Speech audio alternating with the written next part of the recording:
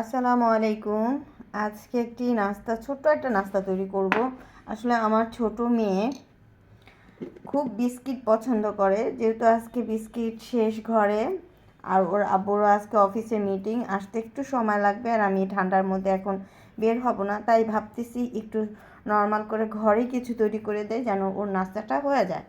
তো আজকে কি নিছি, এখানে হচ্ছে আটা, যতটুকু পরিমাণ মানে 1 কাপ পরিমাণের আটা নিছি, আর 1 কাপ পরিমাণের চিনি নিছি সমান সমান, আর অল্প একটু 3 আঙ্গুলের 1 চিমটি লবণ নিয়েছি। ভালো করে মিক্সড করি, যেহেতু একটা ছোট্ট একটা মানে বিস্কিটের চাহিদা যেন পূর্ণ হয়, যেহেতু ও অনেক বিস্কিট খেতে পছন্দ করে সেজন্য। আর সবার উদ্দেশ্যে আমি একটা কথা বলবো, আপনাদের হাতে কি খুব ব্যথা? আমার হাতে তো খুব ব্যথা না, আমি যত কষ্টই করি না কেন তারপরও চেষ্টা করি ঘরের কাজগুলো কমপ্লিট করার জন্য, এবং ছোট ছোট আমার শখের ভিডিওগুলো শেয়ার করার জন্য। মানে এটা আমার একটা শখ, এটা এমন না যে আমার পেশা বা এটাতে আমাকে পয়সা কামাইতে হবে, এটা আমার শখ আর কি।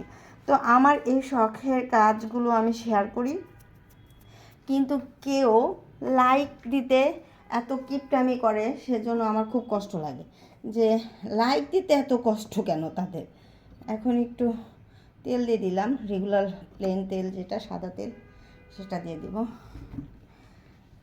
তো এই কিপটামিটা না করলেও হয়, ভিডিও যেহেতু দেখেন আপনারা, ভালো লাগুক মন্দ লাগুক একটু শেয়ার করেন না, মানে একটু কমেন্ট করে জানান যে এটা ভুল হয়েছে, বা এটা হয় নাই, বা এটা ভালো হয়েছে, খুব ভালো হয়েছে, ছোট্ট একটা কমেন্ট করতে পারেন, বা কমেন্ট যদি করতে এত কষ্টই লাগে তো একটা ছোটো লাইকটাও দিতে পারেন।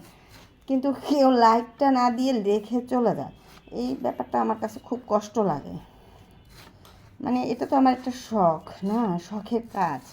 আমার এত কাজ নাই তো যে আমি মানে আমার কাজগুলোকে শেয়ার করবো। এটা একজনকে কিছু শেখানো হলো বা নিজের ইয়াটা হলো, আছে না যে ঘরে বসে রইলাম সারাদিন ঘরোয়া কাজগুলো করতেছি, কেউ যদি উৎসাহ দেয় এগিয়ে গেলাম, এই আর কি।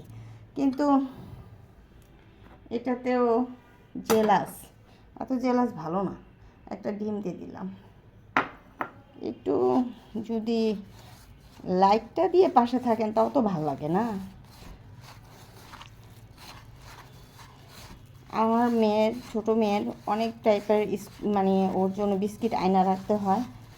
আজকে আমাকে বলছিল বাইরে যাওয়ার কথা ছিল, কিন্তু ঘরোয়া কাজ করতে করতে দেখেন অ্যাজটা কিন্তু পানির প্রয়োজন হয় না, একদম মাখা মাখা হয়ে গেছে। এখন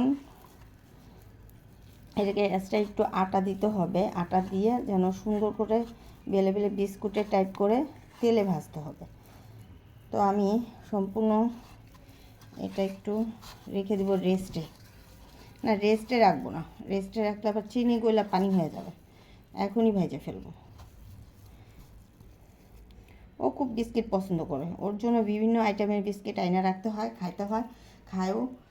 আজকে ওর আব্বু ফোন করে বললো মিটিং আছে, আসতে সময় লাগবে, দেরি লাগবে, কিছু তুমি যাও, তুমি বাইরে যাও কিছু নিয়ে আসার জন্য। আমার পক্ষে এখন সম্ভব না বাইরে যাওয়া, তো এটা তৈরি করে আনি, করার পরে দেখাবো। তো এটা কিন্তু আমি একটু ময়দা দিয়ে আবার ইয়ে করে নিতেছি, এটা বেলা যাবে না, এটা হাত দিয়ে এইভাবে চাপা চাপা মোটাই তো রাখবো, বিস্কিটের মতো করে ভাজবো, এটা হাতে চাপ দিলেই সুন্দর বড় হয়ে যাচ্ছে।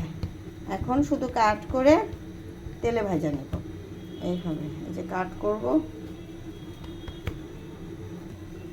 তো এইভাবে আমি ছোট ছোট করে পিস করে কাটা নিব।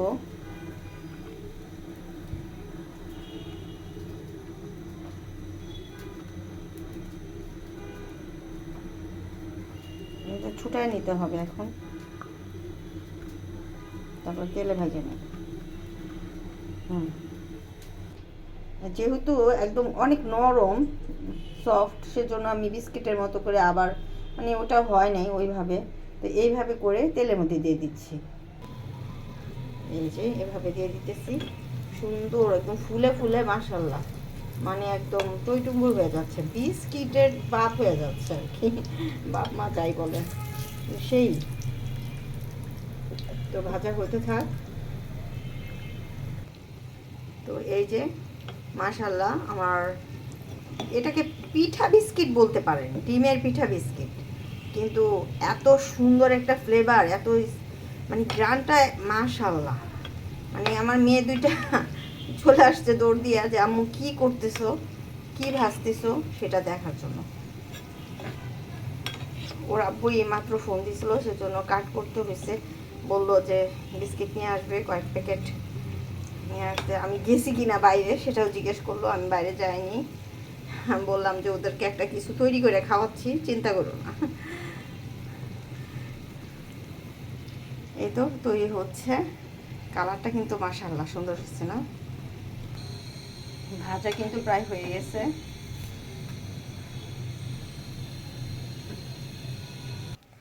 মাশাআল্লাহ আমার বিস্কুট শেষ, কমপ্লিট।